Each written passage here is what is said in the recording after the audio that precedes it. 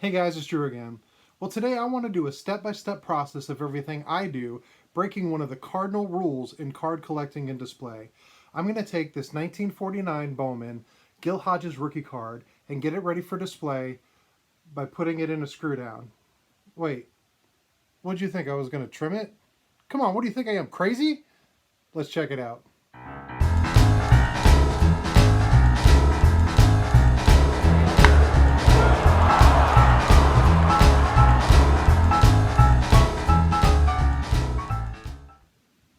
Ever since I got a YouTube channel and I've been showing off my cards, inevitably every few videos when I show a card like this, I get someone in the comments saying, hey, you can't put a card in a screw down, it'll damage the corners. Well, while that may be true depending on how you use it, that's exactly what it is.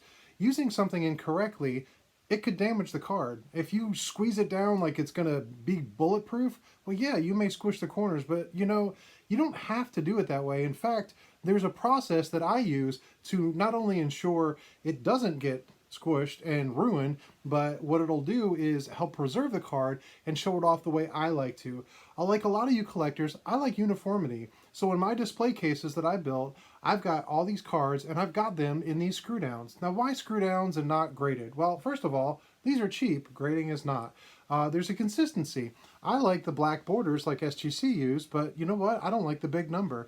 I also, if I'm going to buy, sell, move cards around, not everything I own is in one of these screw downs, so I don't always want to have a big, clunky plastic case. Sometimes I just want to put it in a little card saver like this for storage or for selling or for whatever I'm going to do. Now, I'm not getting into the debate of graded versus raw.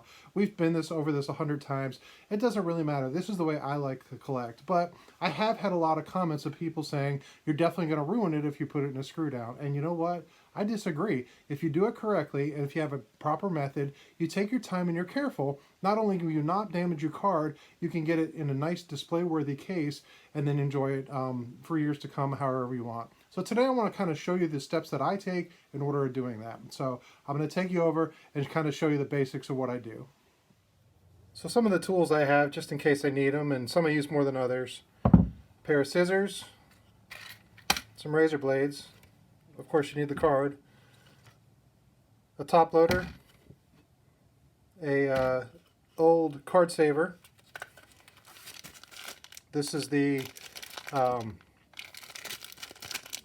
screw down that I use. I have a piece of black archival paper, a nice smooth piece of wood, and of course a screwdriver when you're all done. So let me clean up and then I'll show you the process as I go. I've opened up the top loader and it's just two pieces, and the ones I use are recessed. The recess in it, if it was a standard card, it would just fit down in there, and of course you can see there's corner protectors, but because I'm doing the Bowman, it's not going to be recessed. I don't need the recess, so I actually need to fill it in. And then of course the top, and there's the 4 screws as well. What I start by doing is I take a top loader and I actually cut out the insides.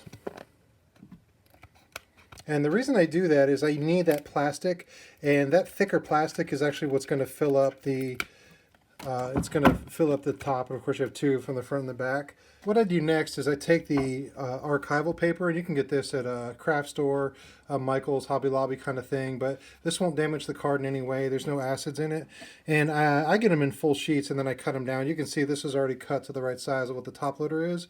But what I do is I line it up carefully, and then I take the tip of a razor and just poke through the where the hole is. And the reason I do that is then I'll set screws in there, and by setting the screws in, you'll be able to see the paper will end up staying. So let me go ahead and do that, and then I'll come back. I put that aside now, and what I'll do is I'm going to take part of that top loader that I cut, and I'm just going to cut it to size so it fits in that little recess. And what that'll do is it'll actually fill in the hole just enough so the card doesn't flop around too much. There's a little bit of a lip in there, but you won't even really be able to see it. And because all the cards that I put in top loaders like this end up in display cases that are locked. Very rarely, if ever, do I ever pull them out and look at the back. Yeah, you would be able to see the little line in the back, but again, I don't really use it. And in this case with the Bowman card is much smaller, so there'll be an outline, but of course the card itself will fit well within that. So I'm going to go ahead and do that as well. Okay, I've cut the plastic now, and you can see it actually fits in rather well into that slot. And again, this is not for anything but of display, but rather what it does is just fills in that gap a little bit. So what I do next will make some of you guys real squeamish, but what I do is I take that piece of board, the paper, and kind of figure out exactly where I want the card centered, making sure it looks good, it's nice and even, and then what I do is I actually do take a razor and I just barely mark the outside edge of where it is, and then I take a straight edge with the card not there and slice out the hole that is the card size, and then I'll come back and I'll show you exactly how the card fits in. But I'm gonna skip forward over that because I need to do this not wrapping around the camera, but actually with both hands very close to make sure I don't accidentally trim the card. So I've cut it out now, and I'll just go ahead and remove the inner square. And you can see that now there's a place for the card to sit. Again, I didn't mention it before, but the paper that I use is very thick, so it actually acts as a little bit of a holder for the card to stay. And as you can see, the card itself will sit nicely in there. So I'm going to go ahead and add the paper as well as the card onto the screw down, and then show you how that sits. So there's the base of the screw down. Then I take the piece of the top loader, fit it into that recess so it fills it up. On top of that, I'll set the archival paper, lining up the holes that I had punctured with a razor earlier over the screw holes. The card will go inside of that, and then the top will go on top of that. Then finally I will take the screws, screw it down, and the card stays centered within the paper that I cut out, and holds it tight, but not so tight that it squishes the corners. So let me go ahead and screw those in, and then I will show you the final result. And here it is, all put back together, screwed in nice and secure.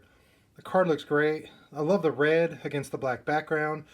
If you look on the back, you can see while you can see the recess, you can clearly read everything else, including the number that some kid wrote, which I love, showing it was used and loved.